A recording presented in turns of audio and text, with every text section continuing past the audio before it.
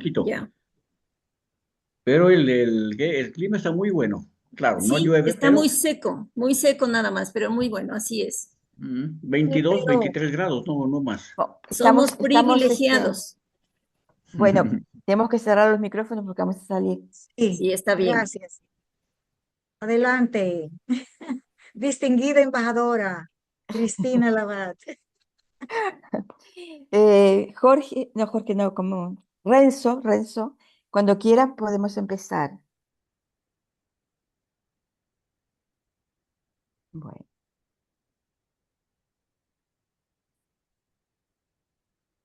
no me dices, empezamos. Renzo, vayan, ¿quién está ahí? No es Renzo el gitano.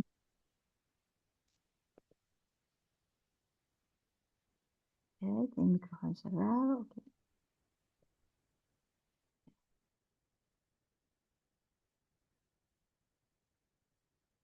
Es que estamos, no sé si estamos en el aire o no.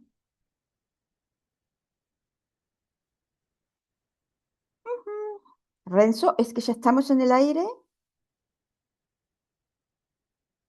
Hola Cristina, ¿qué tal? Buenas Sí, tardes. buenas tardes. ¿Sí? ¿Ya están listos para comenzar? Ya estamos listos, sí. Ok, Gracias. vamos a empezar. Por favor, que se puedan ver todos en la presentación. Vamos a empezar. Listo, pues.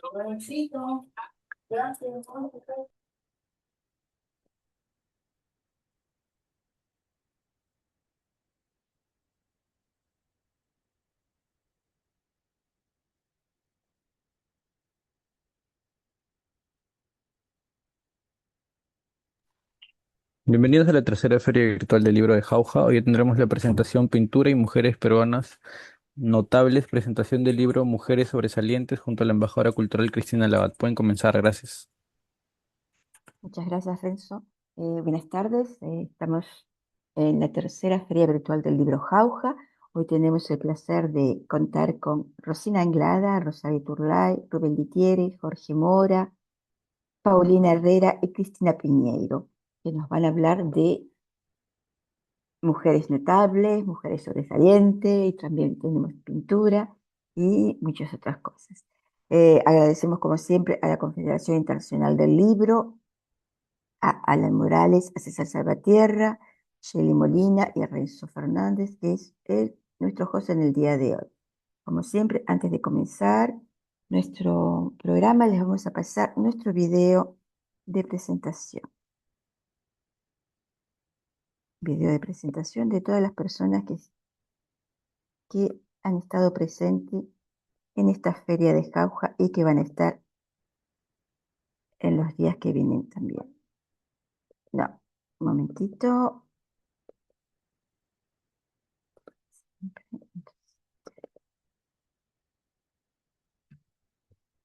Ok, aquí les presento nuestro video.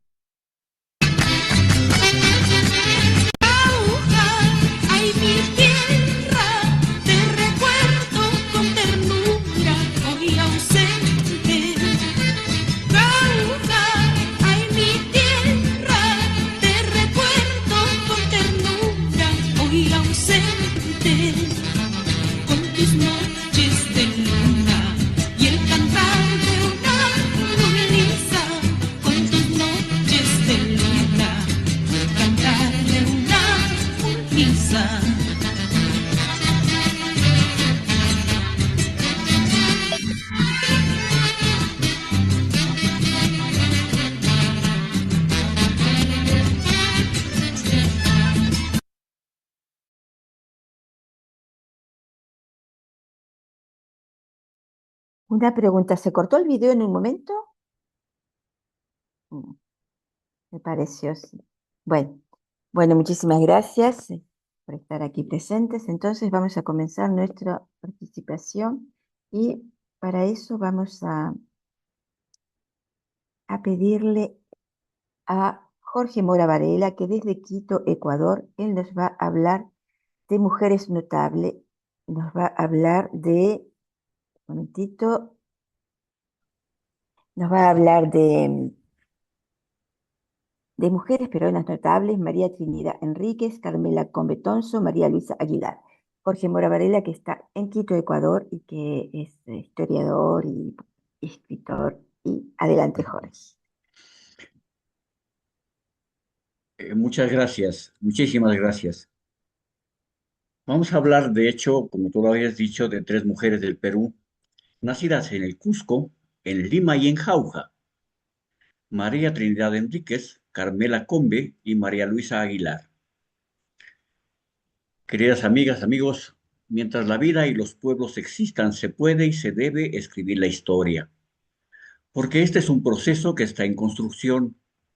Mientras exista la vida, y esta vez quiero escarbar en el perfil de tres mujeres peruanas, pioneras en lo suyo, y que al menos para mí han sido desconocidas.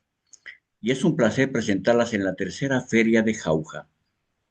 María Trinidad Enríquez, la cusqueña de finales del siglo XIX, la primera jurista del Perú que cuando culminó sus estudios de jurisprudencia, el sistema de la época le negó el título de abogada por ser mujer. María Trinidad fue una jurista y activista peruana. Fue la primera mujer que se matriculó en la Universidad del Cusco, la actual Universidad Nacional Antonio Abad, donde cursó letras y jurisprudencia. Fue la primera mujer universitaria del Perú. Y mira que en el Ecuador fue en el siguiente siglo apenas cuando empezaron las mujeres: Obdulia Romelia Luna, quien obtuvo el título en la Universidad de Guayaquil en 1928, e Isabel Robalino Bole, que se graduó en 1944 en la Universidad Central del Ecuador. María Trinidad fue la pionera en la lucha por los derechos de las mujeres en la educación superior. Ella fue hija de un comerciante y una terrateniente de ascendencia inca y de la aristocracia regional de nombre Cecilia Ladrón de Guevara y Castilla, quien tenía propiedades como las haciendas Yanuara o la Medialuna en el Valle de Urubamba. María Trinidad nació en 1856 en la ciudad del Cusco, y su entorno de solvencia económica le permitió desarrollar habilidades, por ejemplo, en el ajedrez o el arte, poco frecuentes en las mujeres de la época. A la edad de 7 años ingresó al Colegio Nacional de Educandas del Cusco, ubicado en el centro histórico cusqueño, fundado en 1825 por el mismísimo Simón Bolívar, la primera institución educativa pública republicana de mujeres en el Perú. Allí María Trinidad fue maestra de geografía. Dicen que empezó a enseñar a los 11 años. Como resultado de su posición socioeconómica, disponía de una amplia biblioteca familiar, tuvo acceso a la educación privada en las letras, ciencias e idiomas, y la posibilidad de leer autores como Rousseau, Montesquieu o Flora Tristán.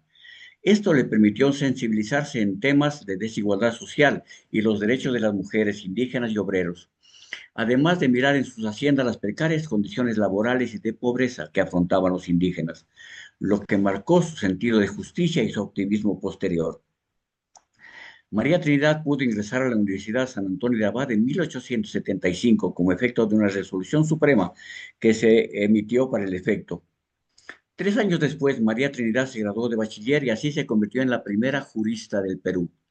Un diputado cusqueño de nombre Francisco González presentó al Congreso de la República una petición para que el órgano la declare apta para graduarse de abogada, para hacer 2 años de práctica en un estudio forense y recibirse en alguna corte superior.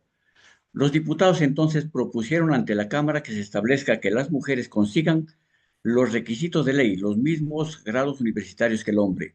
Este proceso fue interrumpido por la cruenta guerra del Pacífico entre Perú y Chile, y recién luego de este conflicto bélico, el Congreso resolvió autorizar en calidad de gracia para que María Trinidad pueda optar por el grado de Derecho.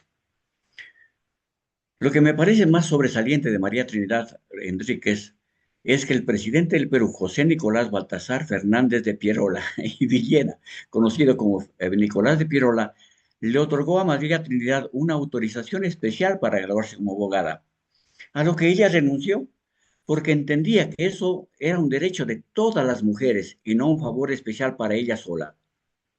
En un principio, María Trinidad se enfrentó a las restricciones legales y sociales que dificultaron el ejercicio profesional como abogada.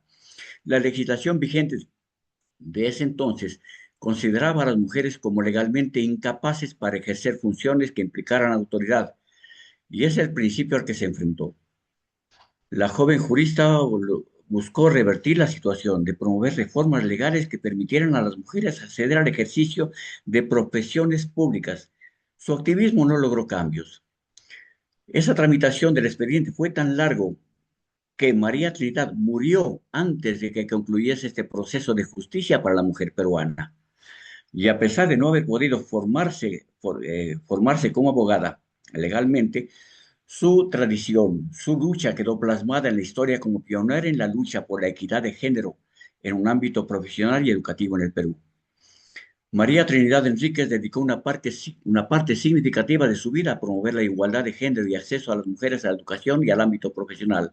Como activista trabajó para visibilizar las barreras que enfrentaban las mujeres y abogó por su derecho a recibir una educación superior como un derecho fundamental para las mujeres. En 1870, en la ciudad del Cusco, María Trinidad Enríquez fundó el Colegio Superior para Mujeres, con una metodología en una educación vanguardista e integral para que las mujeres se preparen de manera adecuada para ingresar a la educación superior.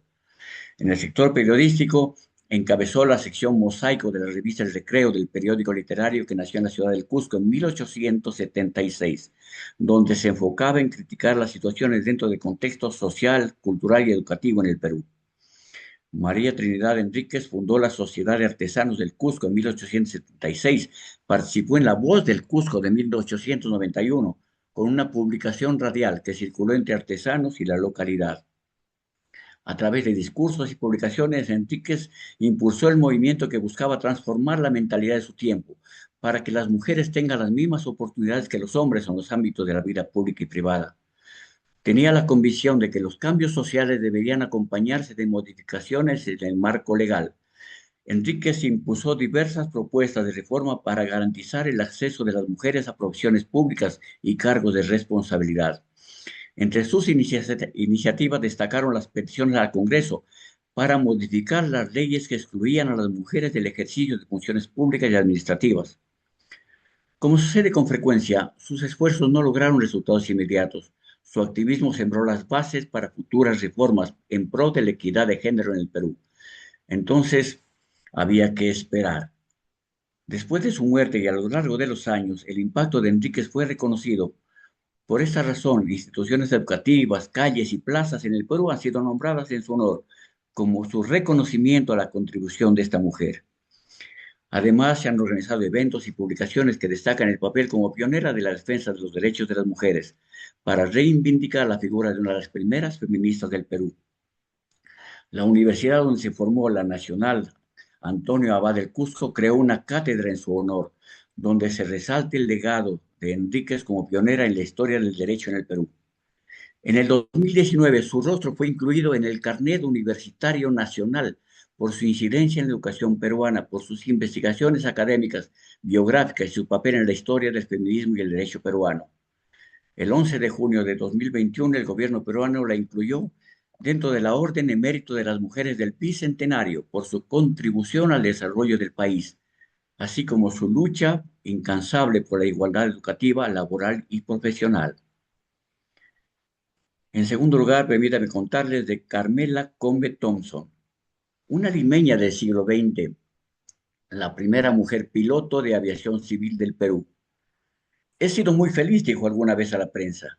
Carmela Combe nació en Lima en 1898 y murió en Miraflores, en Lima, en 1984. Fue la primera mujer aviadora en la aviación civil y fue la segunda peruana en obtener la licencia de conducir. Carmela ya sabía manejar automóviles a sus 14 años. En 1920 inició su aprendizaje como aviadora de la Compañía de Aeronáutica de Lima, escuela perteneciente a los aviones Curtiss en el distrito de Bellavista. Combe, con 20 años, tras completar el curso de aviación, se inscribió en la Escuela de Aviación Civil de Bellavista. Su actividad de aeronáutica la compartió por su pasión por las carreras de autos, donde compitió en coches y en motos. En 1921, después de solo 4 horas de instrucción, Carmela Combe voló sola en un avión Curtiss. Su carrera como aviadora fue corta. El 9 de julio de ese año sufrió un accidente aéreo cuando retornaba de Lima, luego de transportar un dinero para el pago del salario de los trabajadores de una hacienda en Cañete.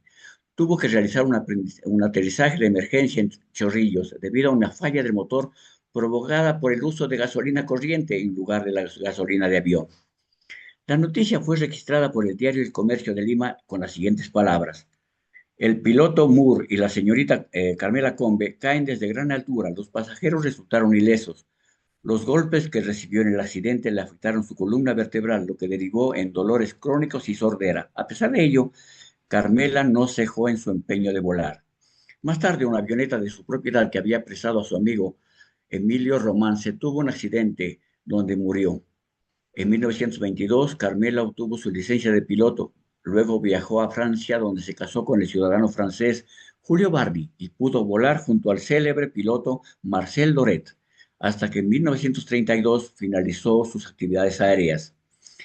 Carmela murió en 1984. Debido a sus logros en la aviación, fue condecorada en 2 ocasiones. En 1960, la Fuerza Aérea del Perú la distinguió con la Cruz Peruana al Mérito Aeronáutico por ser la pionera en la aviación civil del Perú. 22 años después, en 1982, el Ministerio de Aeronáutica le impuso la medalla al mérito Jorge Chávez por su contribución al desarrollo de la aviación civil. En 2022 recibió un reconocimiento póstumo por parte del Ministerio de la Mujer y Publicaciones Vulnerables del Estado peruano, con la condecoración Orden al Mérito de la Mujer a Carmela Combe y a otras 24 peruanas destacadas. La piloto reconocía que en su vida junto a los aviones, a los autos y a las motos había sido muy feliz. En tercer lugar, permítame contarles de María Luisa Aguilar Hurtado. Nacida en Jauja en 1938 y fallecida en Lima en 2015, fue la primera astrónoma profesional del Perú. María Luisa Aguilar fue la primera astrónoma profesional del Perú. Estudió en el Instituto de Matemáticas y Física de la Universidad Nacional Mayor de San Marcos en Lima y se graduó como astrónoma en la Universidad Nacional de La Plata en Argentina en 1981. Y el deseo por desarrollar la astronomía a nivel profesional, fundó y ejerció como directora del Seminario de Astronomía y Astrofísica, denominado Seminario Permanente de Astronomía y Ciencias Espaciales, en la Universidad Nacional San Marcos de Lima. Nació en Jauja, ciudad donde vivió sus 3 primeros años. Sus estudios secundarios los realizó en Lima y luego en la Universidad Mayor de San Marcos. Tras lograr especializarse en Argentina en espectrografía estelar, atmósferas estelares y estrellas variables, regresó al Perú en 1969. En 1970 comenzó a ejercer la docencia en la Universidad Nacional de Ingeniería y en el 75 en la Universidad Mayor de San Marcos. Allí creó los Viernes Astronómicos, un espacio de divulgación astronómica y educación científica a través de la astronomía. Todavía existen una serie de charlas y conferencias ininterrumpidas. Se constituye en la más antigua en la historia del Perú, lo que le ha permitido obtener reconocimiento internacional. Su visión educativa, en 1981, fundó el Seminario de Astronomía y Astrofísica, que en 2001 pasó a denominarse Seminario Permanente de Astronomía y Ciencias Espaciales, semillero de futuras generaciones de profesionales de la astronomía en el Perú. En 1982 fue reconocida como miembro de la Unión Astronómica Internacional y a partir de su experiencia docente y respaldos institucionales, impulsó un convenio con la Unión Astronómica Internacional y posibilitó desarrollar esta ciencia con altísimo nivel en el Perú. Como parte de sus actividades mundiales por las celebraciones del Año Internacional de la Astronomía, María Luisa fue designada único punto de contacto entre el Perú y la Unión Astronómica Internacional. Esto le permitió fomentar una diversa participación pública en actividades de educación y divulgación, los viernes astronómicos, el telescopio itinerante, el programa de Galileo de entrenamiento a maestros, el cuento infantil El planeta Tacu Tacu. Fue un entusiasta colaborador en temas de ciencia y astronomía del suplemento dominical del diario Perón El Perú, entre tantos. Ella Murió en el 2016 tras su muerte debido a un cáncer de estómago en el 2015 cuando tenía 77 años. María Luisa protagonizó una obra de teatro para los niños y las niñas y para que ellos descubran otras posibilidades en la vida, como las carreras profesionales ligadas a la ciencia y a la investigación. En el 2020, el Ministerio de Educación del Perú, a través del programa Radio y Televisión Aprendo en Casa, le dedica un espacio dirigido a los niños de primaria sobre el legado de la astrónoma nacida en Jauja, María Luisa Aguilar Hurtado. Amigas y amigos, esta tarde, de la mano de la Confederación Internacional del Libro, hemos dado un vuelo de pájaro por la vida de tres notables mujeres peruanas, nacidas en el Cusco, en Lima y en Jauja: María Trinidad Enríquez, Carmela Combe y María Luisa Aguilar, para quienes solicito un gran aplauso. Muchísimas gracias. Gracias a ti, Jorge, por traernos a esas tres mujeres maravillosas, sin duda súper avanzadas para la Para la época, ¿no? época. Sí. Bueno, muchísimas gracias. Si alguien quiere hacer un comentario antes de pasar a Paulina Herrera, que también está en Ecuador, ¿no? Entonces, Paulina Herrera, que está en Ecuador, y ella nos trae Jauja de ayer y de hoy, y nos va a hablar del espejismo, el hilo invisible entre la jauja mítica y la jauja real. Paulina Herrera, que es poeta, escritora, y también, si no me equivoco, es em, ay, embajadora cultural, ¿no? Paulina, adelante. Gracias, Cristina. Gracias a todos. Un saludo muy cariñoso a la comunidad de Jauja, quienes nos están deleitando con tanto conocimiento. Y también un agradecimiento especial para la Confederación Internacional del Libro. Esta investigación la he basado en un video que existe en YouTube, a través del enlace oficial que se llama Muestra País de Jauja, Arte, Historia y Literatura de Radio Nacional del Perú.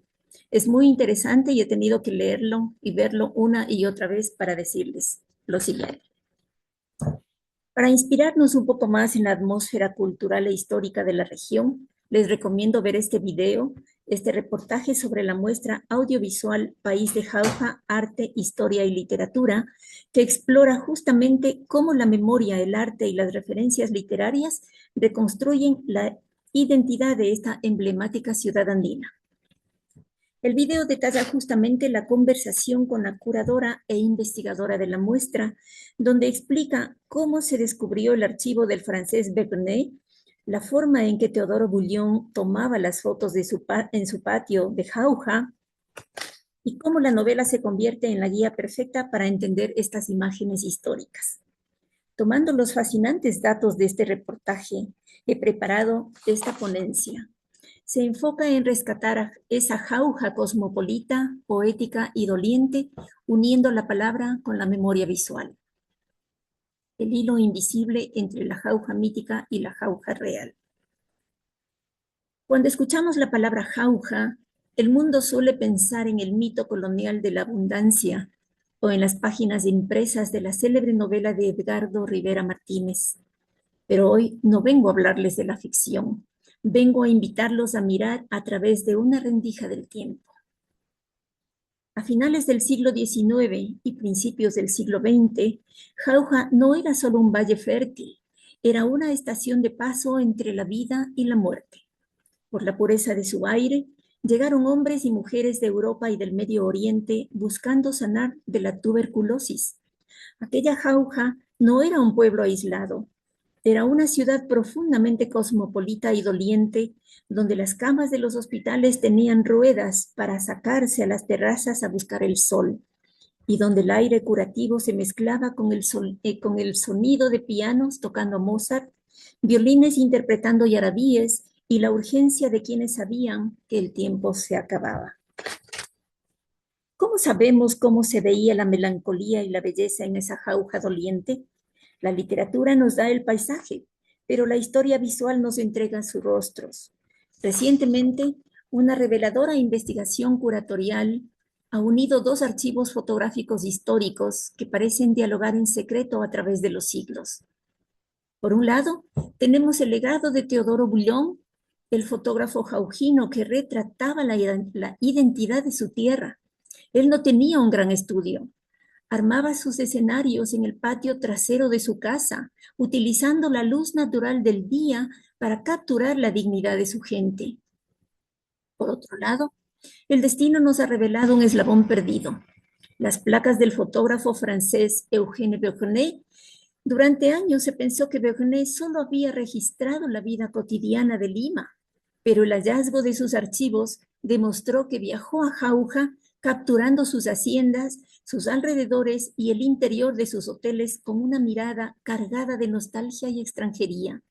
Lo fascinante, lo poético de esta investigación es que al cruzar ambas colecciones descubrimos que Vernet y Bouillon compartían los mismos espacios, usaban la misma silla, las mismas cortinas. Es la evidencia física de que la jauja andina y la jauja europea se encontraron y compartieron la misma luz en un patio jaujino en diferente época. Esta confluencia cultural es exactamente lo que Rivera Martínez plasmó décadas después. Si desplegáramos los 83 metros lineales de la novela País de Jauja como si fuesen un gran pentagrama, veríamos que de sus líneas no solo salen notas musicales, sino estas fotografías coloniales e inicios del siglo XX. Las imágenes de Vernet y Bouillon le ponen rostro a los personajes de la literatura. Las familias de las haciendas, los músicos sosteniendo violines andinos, los rostros que parecen sacados de las páginas del libro.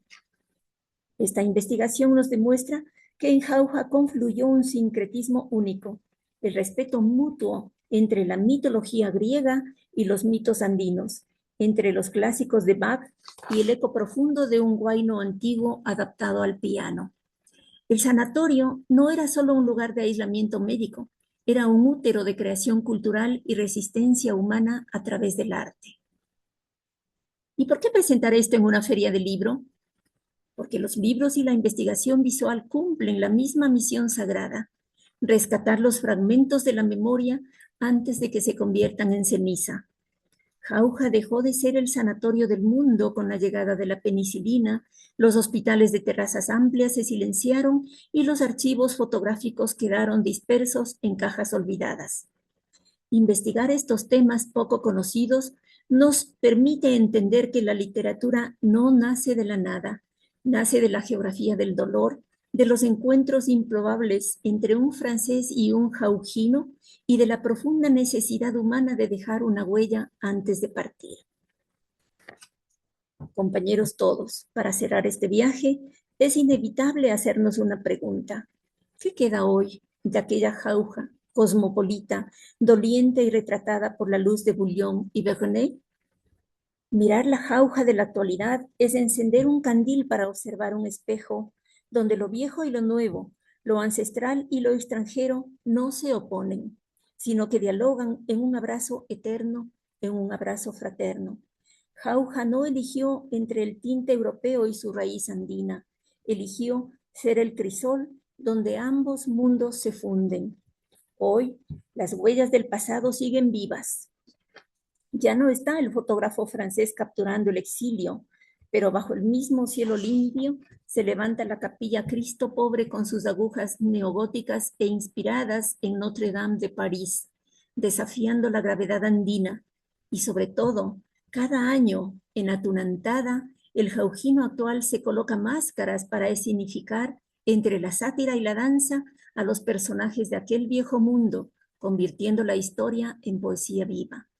Por eso, hoy, en esta feria del libro, debemos recuperar el verdadero sentido de las palabras. En el idioma castellano se dice que vivir en jauja es estar en un lugar donde todo es abundancia y comodidad sin esfuerzo. Europa inventó ese mito medieval de una jauja con ríos de leche y árboles de buñuelos para evadir su propia hambre ancestral. Pero cuando los conquistadores llegaron en 1533 al Valle del Mantaro y escucharon el nombre nativo Sausa, confundieron la leyenda con la realidad. Al ver los miles de almacenes incas rebosantes de grano, los europeos creyeron encontrar su utopía de la pereza. ¡Qué gran equivocación! La jauja real, la andina, no era una tierra de ríos de leche bendecida por el azar. Era un prodigio de la previsión, del trabajo comunitario, de la reciprocidad y del respeto a la tierra. La jauja de hoy, en pleno siglo XXI, nos demuestra que la verdadera riqueza no cae del cielo, sino que se construye con identidad. Jauja, en este espacio de confluencia donde el dolor se cura con aire limpio, donde el desarraigo se abraza en un guayno adaptado al piano y donde los libros, como en el pentagrama de Rivera Martínez o las placas fotográficas de Boulogne y Vernet, nos permiten volver a escuchar las voces ancestrales que guardan la memoria del mundo. La verdadera jauja no es una fantasía de ocio, es la palabra que resiste al olvido. Creo firmemente que la verdadera abundancia no era la de los ríos de leche del mito medieval. La jauja real es muchísimo más admirable que el mito europeo, porque su verdadera riqueza no es una fantasía de ocio, sino el testimonio vivo de una cultura que supo vencer al tiempo, al hambre y al olvido a través de la memoria y la identidad. Muchísimas gracias. Muchísimas gracias a ti, Paulina, por esta excelente exposición que nos has hecho sobre jauja. Continuamos entonces con Cristina Piñeiro, que ella también nos va a traer a jauja, nos va a traer los mitos de la laguna de Paca de jauja. Cristina Piñeiro, que está en Estados Unidos. Cristina. Buenas tardes. Yo preparé un trabajo. Bueno, lo puse en ilustración. ¿Puedes compartir pantalla? Oh, puedo, ok. Entonces, sí. Pero voy a explicar primero mi literatura, ¿no? Del mito de la laguna de Jauja. Un momentito, que estaba tomando apuntes de lo que decían las personas que estaban hablando. Ok. Aquí está. Muy buenas tardes. Esta tarde voy a hablar acerca del mito de la laguna de Jauja, de Paca, ¿no? Es una laguna que existe en esta región y que ha dado origen a muchos mitos, no solamente el mito de la laguna, podría decirse los mitos de la laguna de Jauja. Por ejemplo, en las apacibles aguas de la laguna de Paca, cercano a Jauja, mucha gente asegura que el agua guarda secretos ancestrales. Cuenta la historia que la laguna de Paca, ubicada en Jauja, es el escenario de dos grandes leyendas, principalmente. Primero, una que combina el misticismo, que no es lo mismo que es misterio, que no es lo mismo con mito, es cierto. El misticismo trata del misterio, el castigo divino y la fantasía andina, que es lo que llamamos el mito de origen y lo que llaman los pobladores de la región. Es el mito y el mito encantado. Ambos son transmitidos por los pobladores locales y forman parte fundamental del misticismo, que ya es el mito de la región. Veamos el mito de origen. Un momentito.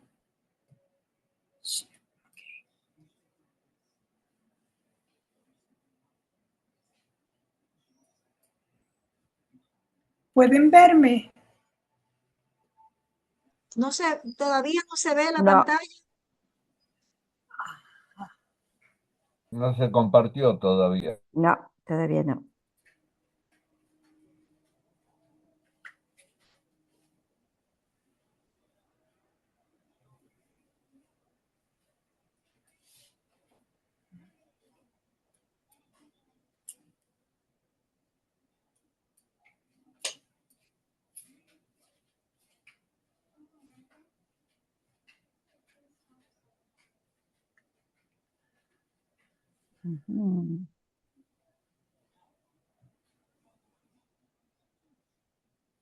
Bueno, estamos aquí en la tercera Feria Internacional del Libro Jauja, y la estamos haciendo virtualmente y también presencialmente. O sea que están en este mismo momento, están en Jauja en presencial. Síganos y síganos hasta el 19, que es cuando te cerramos la feria.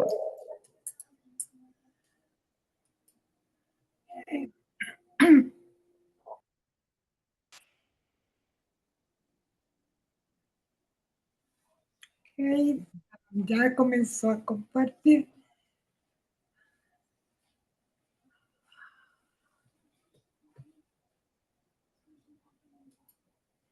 ¿Pueden ver? No, Cristina, no se ve nada. Tienes que poner pantalla, abrirla, tienes que abrirlo antes en tu computadora y, no sé si computadora sí, y después compartir. Está bien, un momento.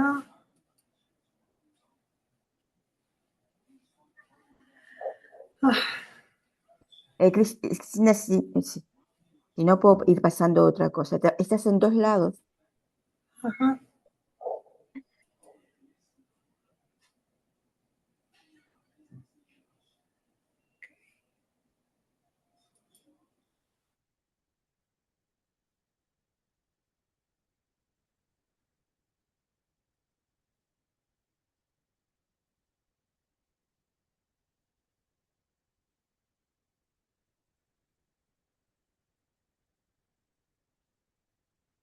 Cristina, si no, paso un video de otra chica y seguimos, y te esperamos.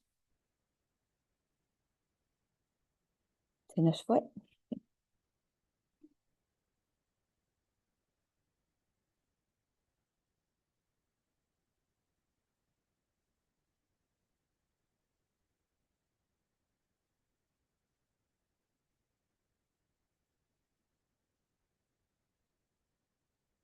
Anda, que no puede, se nos ha ido Cristina. sí, no sé qué. Ahí Pero está. muy linda presentación que ha hecho en Canvas. Cristina, está, Preciosísima. está ahí, está Con ahí. los mitos, preciosa. Esas imágenes de ese toro negro, el toro negro y la princesa. Wow, qué pena. Pero vamos a ver, Cristina, si se ve. ¿Qué será? La Pero verdad tú que... puedes ponerlo ahí en pantalla ahora. Ah, ahora Ok, sí. ya Ahí viene. empieza. No, pero vamos a ver. No, dale, Cristina, dale.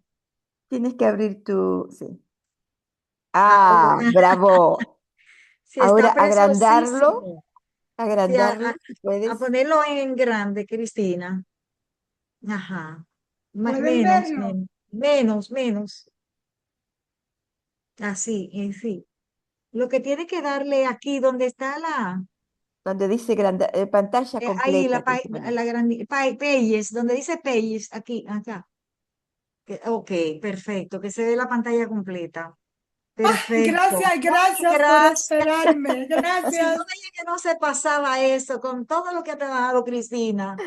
Ah, Adelante, Cristina, adelante. Bueno, muchísimas gracias por todo su respaldo. Bueno, esta es mi presentación. Vamos a tratar algunos mitos de Jauja, como el mito del origen que ya les comencé a explicar, el mito del toro negro y la sirena, y el mito de los samarús, que son las serpientes mitológicas milenarias. Hoy día, día 16 de julio del 2026.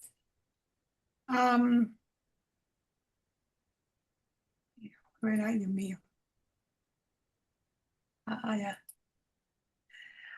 Lo primero es, quiero que veamos una recreación de la laguna de Jauja. La laguna, ¿me pueden escuchar? Sí, perfecto. Aquí tenemos la laguna de Jauja en toda su belleza y su esplendor.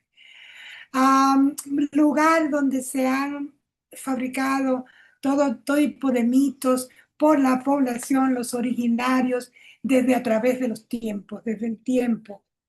Am, la laguna ubicada de Paca está ubicada en Jauja y es el escenario de estas dos grandes leyendas que vamos a comentar. Aquí tenemos el mapa de Perú, del mapa de Perú,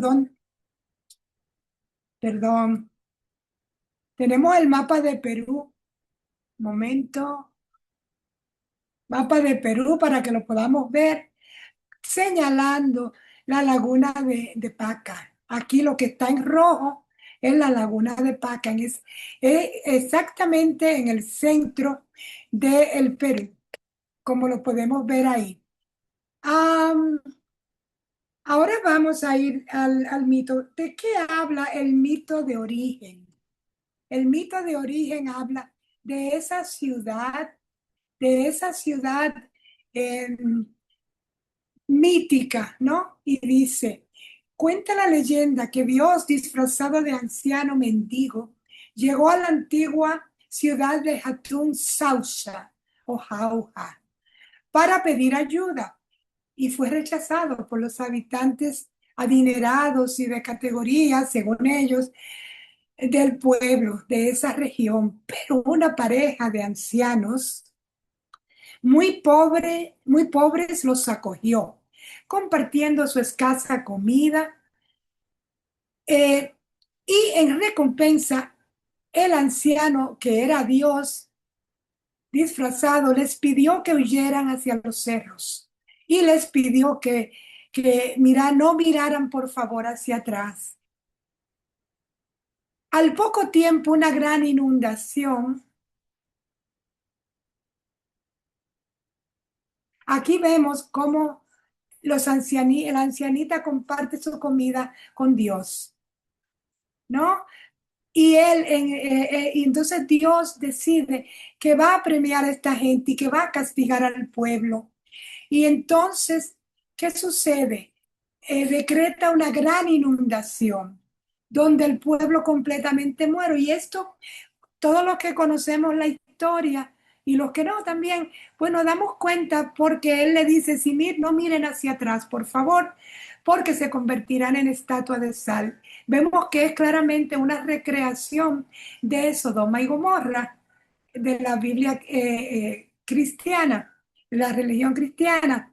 Pues bien, aquí vemos la recreación, la gente y Dios, cómo Dios hizo que se hiciera lo que conocemos como el diluvio. Cuentan que donde estaba la laguna, los hombres que quedaron fundaron un nuevo pueblo. Y así, aquí vemos, entonces tenemos el otro mito que tenemos, es el mito, es el mito del toro negro y la sirena. ¿Qué sucede? Que las aguas de la laguna de Paca también están envueltas en misterios sobre seres sobrenaturales.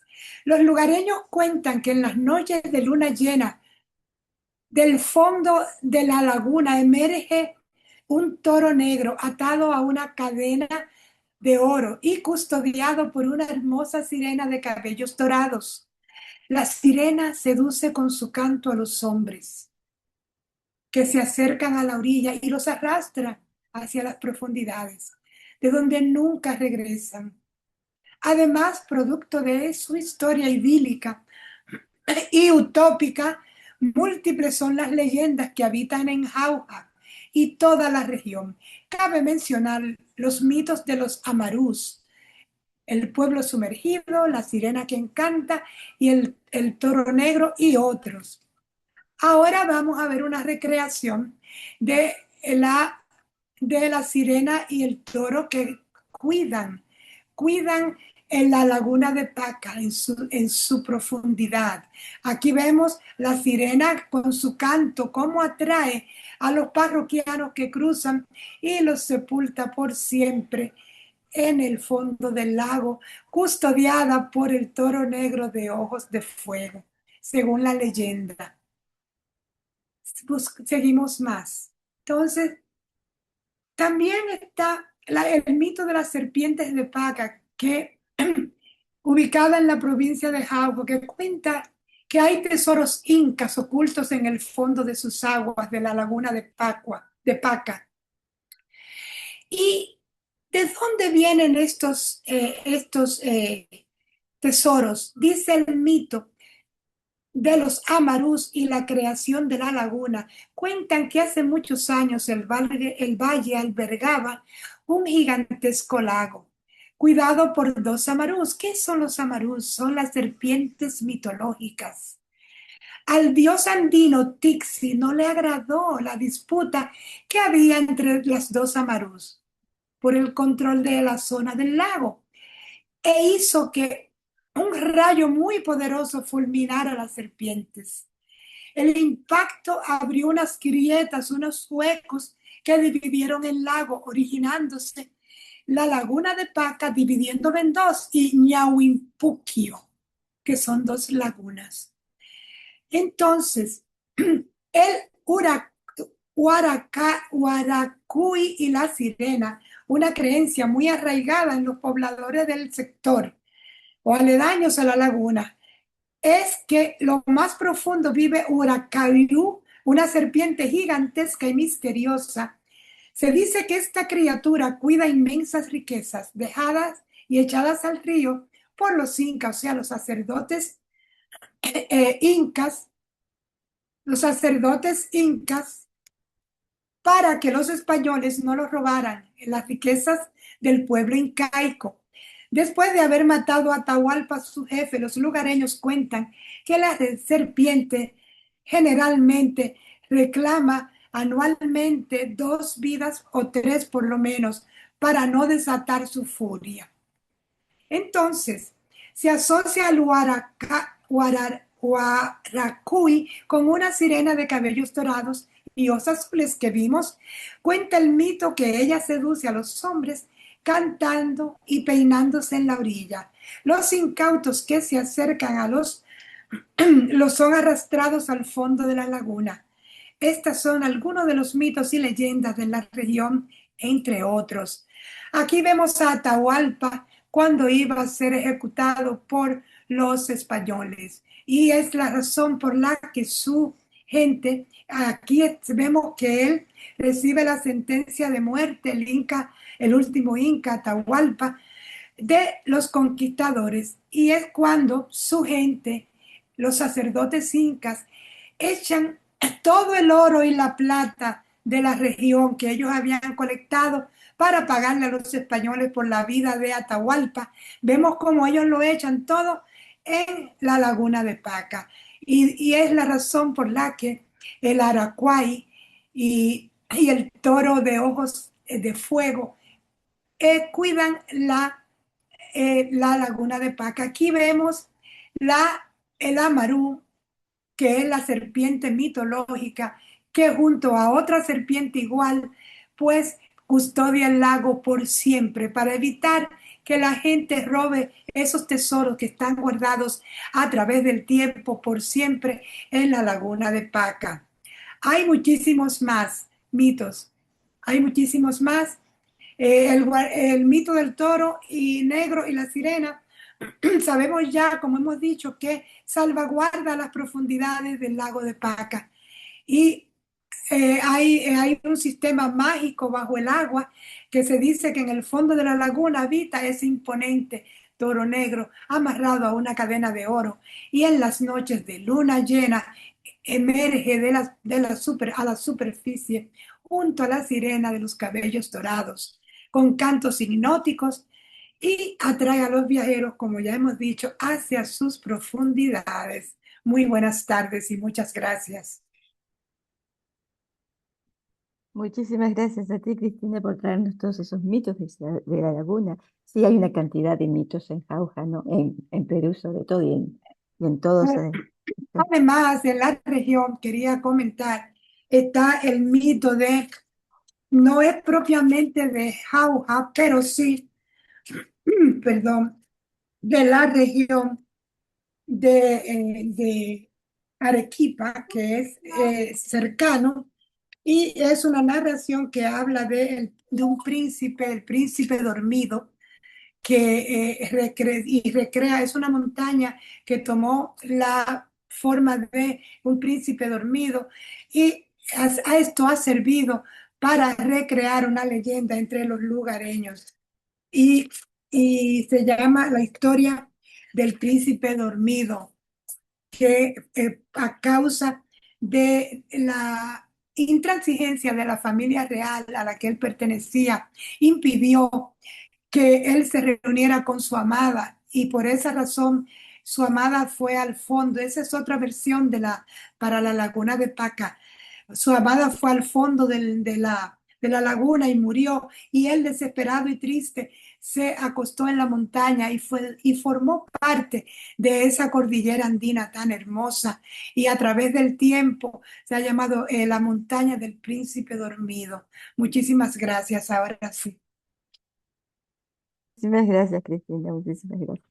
Bueno, entonces, como el tiempo es muy corto, vamos a continuar con Argentina, con Rubén Litieri, que está en Moquegua, que él nos va a traer poesía.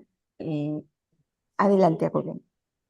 Gracias, Cristina. Buenas tardes a todos. Bueno, yo, como he pasado tantas veces, tanto por Perú como Ecuador, le hice una poesía a la mujer andina, que es mucho sacrificio para vivir en esas condiciones. Y me llamó la atención de todo cómo viven y sus costumbres, llevan la sangre de sus ancestros. Dice, mujer andina.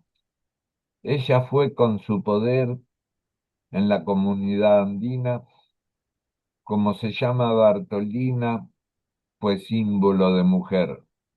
Su nombre ahora es símbolo de lucha y paz.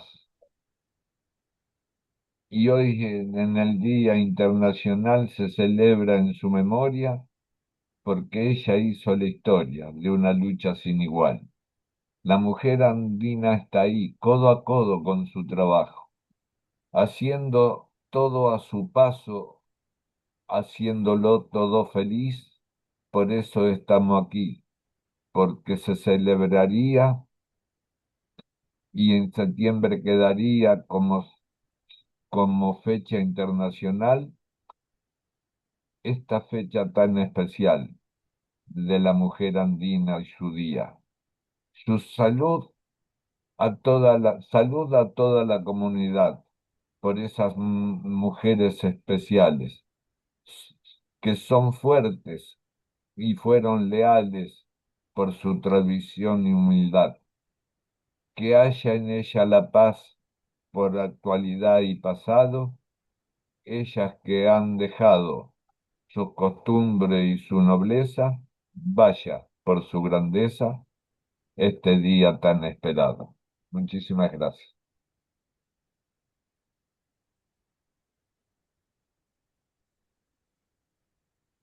Muchísimas gracias, Rubén. Muchísimas gracias por esa poesía.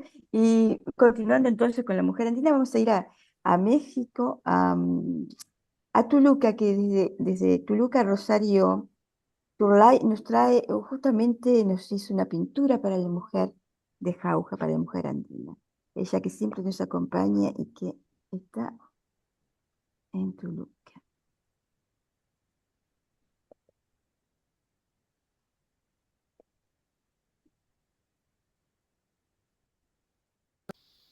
Buenos días, buenas tardes, buenas noches, según donde se encuentren.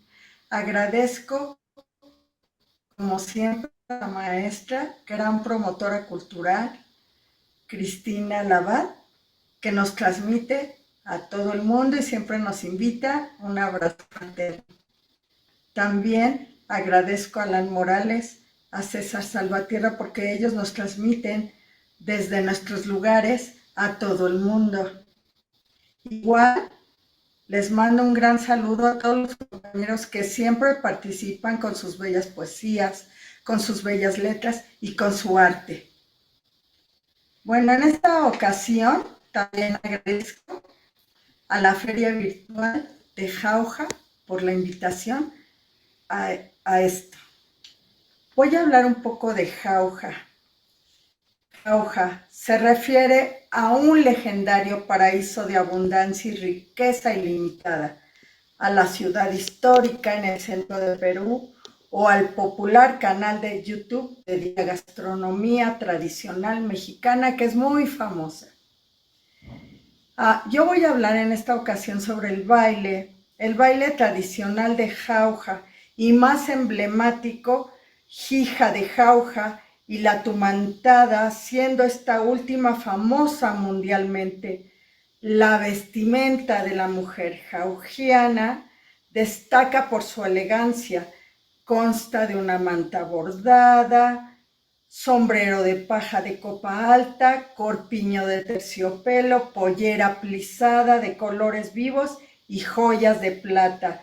Muy elegante, donde destaca la belleza de la mujer georgiana. En esta ocasión hice una pintura, si ustedes la pueden ver, que mide 60 por 40. Y bueno, pues aquí representa a esa mujer hermosa que tiene su vestimenta, como les dije, con la manta, blusa blanca, la falda muy larga y muy bonita y muy elegante. Y bueno, las destaca siempre el sombrero. Al bailar ellas lo utilizan y siempre son muy elegantes en su vestimenta. Esta pintura la hice, como ustedes saben, primero con veladuras, muchos colores, y va agarrando la forma por sí sola y se plasma con esos bellos colores. Igual se deja secar. Ya después de una semana empiezo yo con la figura humana, lo que yo quiero representar, en este caso, las bellas mujeres de Jauja. Y bueno, se da la forma y sale ella. La pintura, ya saben ustedes que son con técnica mixta, utilizo acrílico, vinílica, etcétera, pero yo termino siempre con pintura al óleo.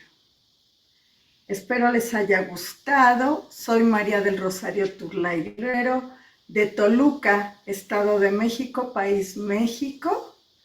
Gran promotora cultural, maestra de bailes de salón, doctora honoris causa, escritora, poeta, sobre todo voluntaria y embajadora de la paz. Agradezco mucho su atención y nos vemos para la próxima. Muchísimas gracias. Muchísimas gracias a Rosario, que como siempre nos hace sus bellísimas pinturas para todas las ferias. Creo que no, desde que empezó, una enormidad de pinturas para las ferias. Muchísimas gracias. Y continuamos entonces ahora. Vamos a presentar a nuestra querida embajadora cultural también de la Confederación, que va a estar ahora bien pronto, que es Rosina Anglada, que es desde eh, Santo Domingo, República Dominicana. Ella nos va a hablar de las mujeres sobresalientes de su libro. Nos va a presentar su libro, Mujeres Sobresalientes. Rosina, micrófono. Muy buenas tardes, amigas, amigos de la Confederación Internacional del Libro. Estamos felices conociendo a Jauja, compenetrándonos con sus raíces, sus costumbres, su vida maravillosa de este lugarcito hermoso de Perú. Gracias, Cristina Lavalle, por esta oportunidad que nos ofreces de compartir este atrevimiento que he hecho en estos días de publicar lo que he venido haciendo en los últimos años, especialmente desde que se inició la pandemia, en una nueva fase como escritora. Entonces, hemos seleccionado así a la carrera 57 mujeres que consideramos que por su trayectoria, por sus vidas, son ejemplo y son sobresalientes. Son mujeres que tenemos que destacar, y como estamos empeñadas en esa visibilización permanentemente del trabajo de las mujeres, porque consideramos de que nos cuesta mucho más que a los pares nuestros, que nos cuesta más sacarlas a la luz, sacar a la luz estas mujeres. Empezamos con una mujer distinguida que es del siglo XIX y que es, como quien dice, la única. Ella y Josefa Perdomo son las únicas que sobresalen en ese siglo XIX, que son Salomé Ureña de Enríquez y Josefa Perdomo. Salomé Ureña de Enríquez, que nació en 1850 y murió en 1897, que fue una maestra que inició a las mujeres en el conocimiento y que nos lleva, nos saca del ámbito privado de las casas a trabajar, a estudiar en épocas muy difíciles donde ni siquiera teníamos conceptualización de ciudadanas. Ella, esta muchacha que era hija de un poeta, de Nicolás Ureña de Mendoza, nació era muy amiga también de Eugenio María de Hostos, un grande escritor nuestro y pedagogo puertorriqueño que estuvo aquí en República Dominicana, y comenzaron un proyecto que es el Instituto de Señoritas Salomé Ureña. Entonces, cuando yo veo a esta mujer que fue sacada también a la luz por otra gran poeta hace unos años en una obra de teatro, donde ella tomaba las cartas que ella le enviaba a su esposo, que se había ido a estudiar a Francia, aunque ya tenía una carrera, él era abogado, pero quiso seguir una segunda carrera y fue a Francia a estudiar en la Sorbona medicina, y ella queda con 3 hijos sola en un mundo muy hostil, pues teníamos una sociedad marcada por la dictadura de Ulises Xerox, y eran tiempos que todo estaba muy difícil. Ella tuvo que echar hacia adelante este proyecto de educativo y de esta educación de estas mujeres, y costó mucho. Y se empleaba a fondo en una jornada extendida que iniciaba desde las 7 de la mañana hasta las 6 de la tarde, donde estas mujeres hacían proyectos de laboratorios de botánica y zoología, y querían aprender de todo, no solo lo que era la educación doméstica. Entonces ella es la maestra por excelencia nuestra, excelsa. Inclusive el Día del Poeta es el día de su nacimiento, el 21 de octubre, está considerado como el Día del Poeta en República Dominicana, a pesar de que hay un Día de la Poesía, que es el 21 de marzo. Pues quisimos destacar a estas mujeres y comenzamos con ella. Y vemos también que en estas poesías ella refleja todo lo que ella pasaba, sus avatares, sus angustias de criar a sus hijos, las enfermedades que tuvieron, y ella sola. Entonces, en sus cartas, yo veo que ella muestra esas angustias y esas quejas a su esposo, que era un hombre que quería que ella se fuera, pero ella quiso quedarse acá y echar hacia adelante este proyecto. Entonces tuvo 3 hijos maravillosos. Uno de ellos ha destacado internacionalmente, que el mayor ensayista nuestro a nivel de la región y quizás de América, Pedro Enríquez Ureña y Maximiliano Enríquez Ureña. Pero tuvo una niña que se llamó Camila Enríquez Ureña. La tuvo ya casi cuando estaba enferma ella. Ella enfermó de tuberculosis y muere a los 47 años. Camila queda de 3 años y llega a ser una destacadísima ensayista que nos deja unas lecciones maravillosas de cómo alcanzar a ser un lector. Quiero decir que todas estas mujeres son mis lecturas. Son mis lecturas que yo espero que sean también lecturas de otros para investigar más, para profundizar sobre ellas. Entonces, esta mujer que tuvo también que a Salomé se le negó inclusive que sus muchachas desfilaran cuando murió un presbítero, Villini, porque las mujeres no teníamos derecho ni siquiera a eso, a salir, ni siquiera de duelo. Tuvimos el derecho de ciudadanía en 1949, en el siglo XX. Entonces esta muchacha Camila Enríquez Ureña, llega a ser esa gran pedagoga, una deslumbrante erudita, una investigadora del Archivo de Indias de Sevilla, y también anda buscando todo lo que tiene que ver con las mujeres que fueron destacadas en la colonia. Es una mujer feminista también, igual que su madre. Entonces continuamos con Carmen Natalia Martínez Bonilla. Esta selección es muy arbitraria, depende de mí lo que me gustaba. No tiene nada que ver con un enfoque, porque si, a ver, vamos, las mujeres más destacadas, tendríamos que mencionar a Aida Cartagena Portalatín.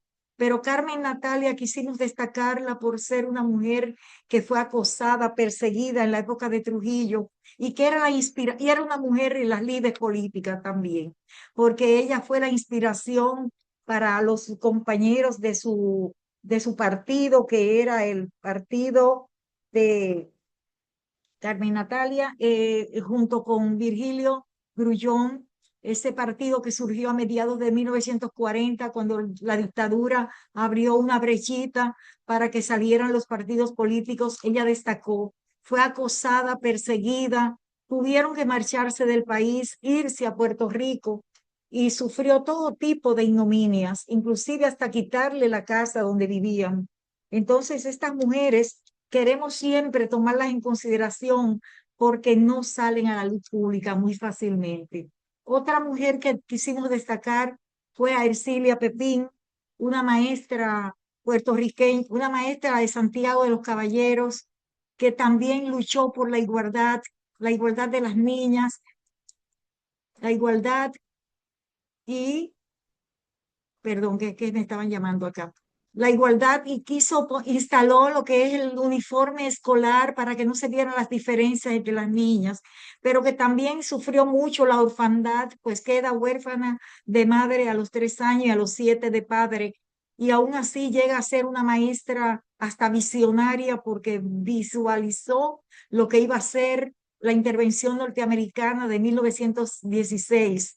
Ella lo visualizó, a pesar de que ella murió en 1897, pero queda el testimonio de que ella pensaba que podían venir los americanos a dividir a nuestra patria. Entonces continuamos con estas mujeres. Como ya les dije, tomé 35 mujeres dominicanas, 8 europeas y 14 americanas. Esta selección muy arbitraria, pero como les digo, para destacar a estas mujeres, especialmente a Magali Pineda, que fue una escuela de formación de mujeres que formó a todas las mujeres que están descollando actualmente en los distintos ministerios, porque fue verdaderamente una escuela de conocimiento donde se estudió las mujeres rurales, las mujeres campesinas, las mujeres tabaqueras. Se estudió también allí todo lo que tenía que ver con ese desarrollo de las mujeres. Y esta mujer, Magali Pineda, muere a los 70 años, pero era, como ella se decía, una cibernauta, una cibervieja. Es decir, ella se adaptó a todas las épocas y trató de que las niñas aprovecharan todo. Me encantó la exponencia del señor Jorge Mora, que hablaba de las mujeres astronautas y piloto de aviación. Había un eslogan en el Centro de Investigación para la Acción Femenina dirigido por Magali Pineda que decía que no le negaran a las niñas ser pilotos, ser aviadoras, nos veía así, decía que teníamos que ser mujeres del siglo XXI, mujeres sin impedimentos, que todos los oficios y profesiones eran posibles para las mujeres. Entonces estas mujeres que fueron igualitarias, que propiciaron esa educación para la paz, quisimos destacarla, pero no solo a Magali Pineda, también quisimos destacar a mujeres escritoras para niños, como Farah Halal, una muchacha escritora que vive en Estados Unidos, Virginia Reed Escobar, con un proyecto maravilloso y que tiene también en su literatura elementos de igualdad, como eso, que las niñas tienen derecho a estudiar, que todos tenemos derecho y posibilidades de seguir hacia adelante. Y también a Eleanor Grimaldi con su... Ah, me está llamando Cristina. Ya se acabó el tiempo. No, no, Rosina, es que no vamos a poder hablar de todas, No podemos desgraciadamente. hablar No de podemos. todas, pero solo No. quiero decirles que han sido una inspiración para mí estas mujeres y lo han sido para otras. Y por eso yo creo que es válido que yo hiciera este trabajo de recopilación de estas mujeres como Rosalía de Castro, aquella mujer gallega que inspiró a muchos y con su prosa diáfana y limpia y hermosa, pues. También inspiró a María Teresa Ayllón, a quien no conocemos personalmente, pero ella es una seguidora de Carmen Natalia Martínez Bonilla y le hizo un poema que se llama Carmen Natalia, la Atlante, que cruzó el Pacífico, cruzó los océanos. Y también a Ruth María Crasser, una pintora, y también a las americanas. Tenemos en las americanas muchas, se quedaron muchas porque ahí yo tengo que poner a Paulina Herrera, a Pauluna, que son de estos tiempos, de estos días, pero para mí también son mujeres inspiradoras. Lo mismo Cristina Piñeiro, con su poesía y con sus reflexiones permanentes sobre la literatura. Entonces quería decir eso, en las americanas tenemos ejemplos como una salvadoreña, Cristina Cortés, quien para ella la inclusión es de para todos. Dice que lo único que le han negado ha sido ser doctora en letras, pero ha alcanzado todo lo que ha querido, porque a pesar de haber nacido de libre y media y haber superado todas las adversidades, pero claro, contar con unos padres maravillosos, ha logrado superar todo y es una inspiración para todos, para los que y así, bueno, yo me pondría a hablar de cada uno y me sigo inspirando, porque la verdad es que Maris Condé, Ah, bueno, una j'adore. guadalupana maravillosa, premio Nobel alternativo de las letras, que de verdad que cuando me enteré de su muerte no podía dejar de Sí, mencionarla, activista, narradora, crítica. Y esta mujer que quiso buscar sus orígenes viajando al África para descubrir el significado del color de su piel, que ella dice que cuando qué estaba maravilla. En Francia, cuando fue a Francia, se dio cuenta que tenía distinción con los franceses por el color de su piel. Quiere ir a África, pero también en África no se encontró. Entonces ella decía que realmente no es ahí que está, ahí tiene que ver mucho con la cultura, el color de Sí, la piel. También una tenemos una maravilla. dominicana que refleja eso del color de la piel, que se llama, es una gran mujer también, Miriam Mejía Campos, Itzuki Rocky Palitachi, una embajadora. Es decir, son 57 mujeres que ahí no hay desperdicio, porque todas tienen unos aportes maravillosos para la sociedad y para nosotras que debemos conocer y reconocer como Muchísimas, valiosos. muchísimas gracias, Rosina. Y entonces que compren tu libro, está en Amazon, creo, tu libro, ¿no? Está en Amazon mi libro, pero Es- yo no discrimino a los varones, yo también escribo de los hombres, Sí, sí, sí, entonces yo hice un hablaremos de ello en el próximo, en el yo no próximo soy como libro. No ellos, nos da yo no soy tiempo. como los varones, yo no los discrimino. Entonces he Bueno, escrito de los hombres, hombres sobresalientes, están en Amazon, hombres y mujeres. Los hombres sobresaliente. de los hombres van a encontrarse con un Bueno, campeón de después, la ciudad, con Eugenio María gracias, de Hostos. muchas Eugenio María de gracias, Rosina, porque no se van a correr. Mañana, estamos mañana también, Rosina, podemos seguir mañana y el domingo, sí. Entonces, Sí, yo los invito a antes, los varones que lo compren porque también es muy sí, bueno, muy bueno. Son muy buena. inspiración para mí los hombres también. Ahora, quería decir antes de irnos entonces que a Marisa Condé tuve la suerte de encontrarla. Aquí tengo todos sus libros y además los tengo firmados por ella. O sea que Marisa Condé me encanta, sí, realmente. Como cuando falleció Tituba, también, me quedé Tituba, muy triste. tienes Tituba, ese Uma Tituba. Sorcière, Segur, Calais-Saumont. Ah, je le connais tous en français, ¿no? Oui, Cristina, antes de Cristina, perdón, vamos a dejar a Rubén, porque Rubén dijo nada más que una poesía. Rubén que tiene otra poesía que había hecho para Jauja, que les quiere decir Rubén, y luego pasamos contigo, Cristina, antes de que, sí, antes que se acabe. Rubén, ¿le tiene? Bueno, estuve estudiando la historia de Jauja y tiene algo similar a lo que pensaban los españoles cuando Pizarro vino acá, de que los incas copiaban enormes cantidades de alimentos y bienes en Jauja, y de ahí nació el mito de la tierra de Jauja, la fantasía donde el imaginario popular de España, de Hispanoamérica, decía donde era toda opulencia. Y yo le hice algo que dice, me estoy acomodando como quien quiere la cosa de una historia hermosa que acá le estoy contando. Esta se fue creando en aquella lejana latitud, en ese país del sur de la historia me agarro, cuando un señor Pizarro creó Jauja, capital del Perú. Cuando el hispano llegó con su por el hermoso Mantaro, vio un horizonte tan claro que el corazón le asombró. Con entusiasmo afirmó: qué tierra tan generosa, tan fértil, rica, hermosa, tan rica, tan fértil, rica, hermosa, y al fundar noble ciudad le dio fama de heredad deslumbrando prodigiosa. Jauja nació en la memoria como un país sin igual, de bienestar natural que fue creciendo en la historia. Su leyenda es una gloria que el tiempo nunca ha borrado, por crónicas fue exaltado como un paraíso querido, donde el pan era compartido y el trabajo era premiado. Me despido con cariño de esta Jauja generosa. Tu memoria es luminosa, tu pasado es fiel testigo. Donde el Inca dio abrigo a su riqueza y labor, Pizarro vio su valor como centro de abundancia. Hoy llevo la fragancia de tu historia, de tu esplendor. Gracias.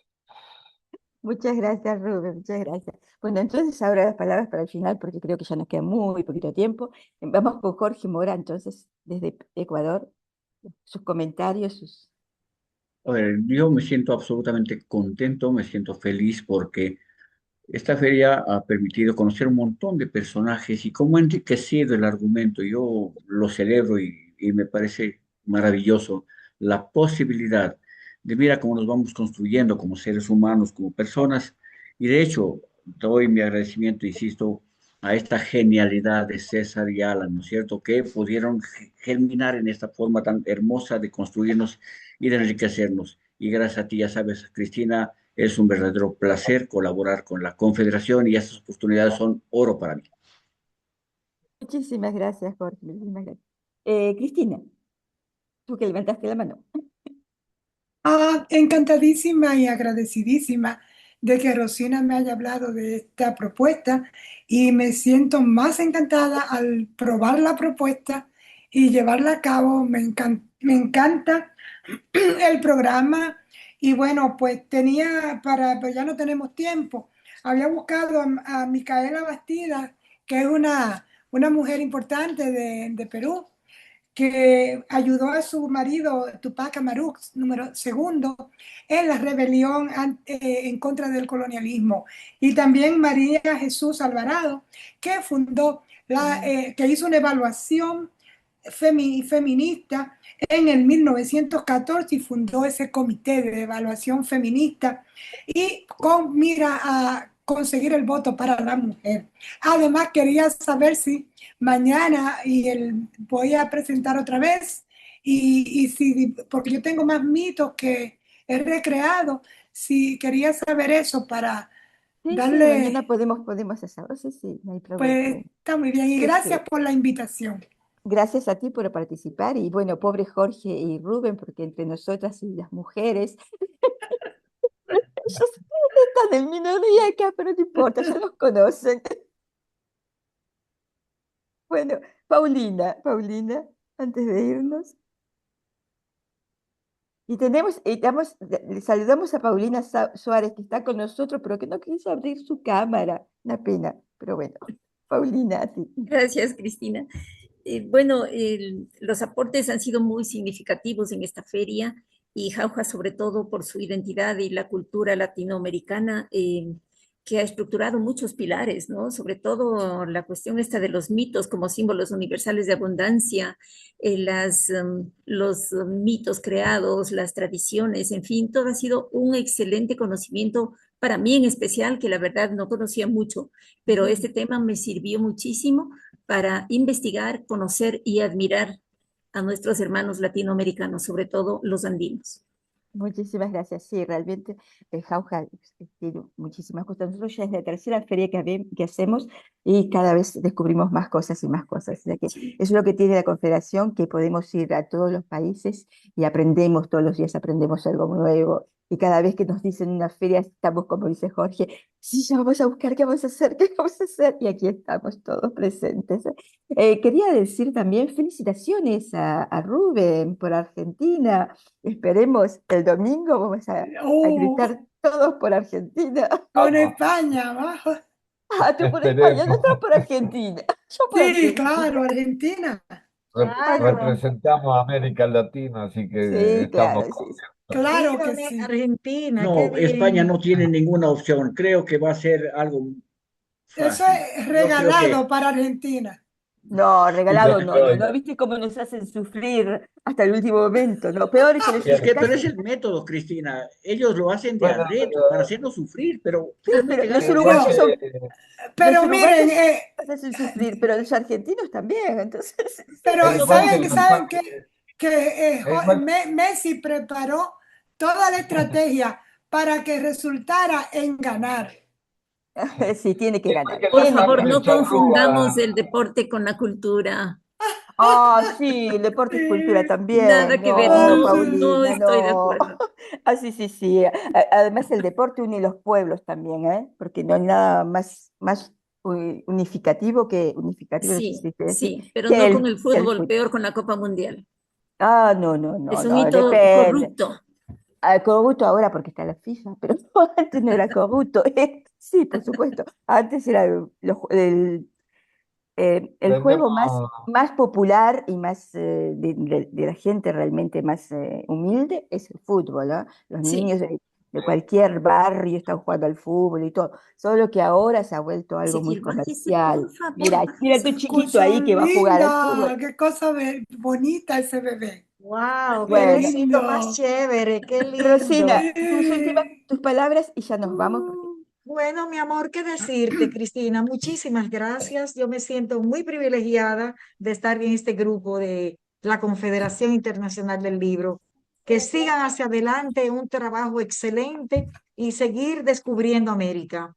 Sigamos Nuestra descubriendo América. escritora, nuestra escritora. además, Rosina, ya que sigamos adelante, porque ahora tú haces parte de la Confederación y vas a tener que Claro, decir ya yo soy embajadora, de la República Dominicana. Muy bien, Ay, muy qué embajadora bien. de chévere, qué cultura. chévere, qué Bueno, chévere. Claro, claro, qué gusto, qué muchísimas gusto. gracias. Agradecemos a la Confederación Internacional del Libro, a Alan Morales, a César Salvatierra, a Shelly Molina y a Renzo Fernández, que fue hoy nuestro host. Muchísimas gracias, Renzo. Ya estamos. Tratamos de no pasarnos mucho porque están esperando atrás nuestro, como esperamos nosotros. Muchísimas gracias. Y síganos mañana a la misma hora. Muchas Gracias. muchas gracias. gracias, Cristina. Chao, Bye chao. bye. Espero Viva que se... Argentina. Sí, viva Vamos, Jauja también, viva todo. Que Vivamos vivan todos. nosotros. Bye Viva bye. Argentina después de Ecuador. Uy, sí, Ah, claro. después de Desde la luego, República Dominicana, entonces. conjuntamente con Dominicana. Ya. Un saludo a todos Renzo. los argentinos. Saludos, Sí. yo gracias. tengo un amor especial por tanto Perú, Ecuador, porque he visitado 5 veces los dos. Bienvenido siempre, bienvenido. Con Rubén conocemos bastante Ecuador, porque siempre nos encontramos ahí, recorremos Gracias. todo, desde Guayaquil ¿hasta dónde hemos ido? Esmeralda. No, más lejos, hasta Sí, donde está, Esmeralda.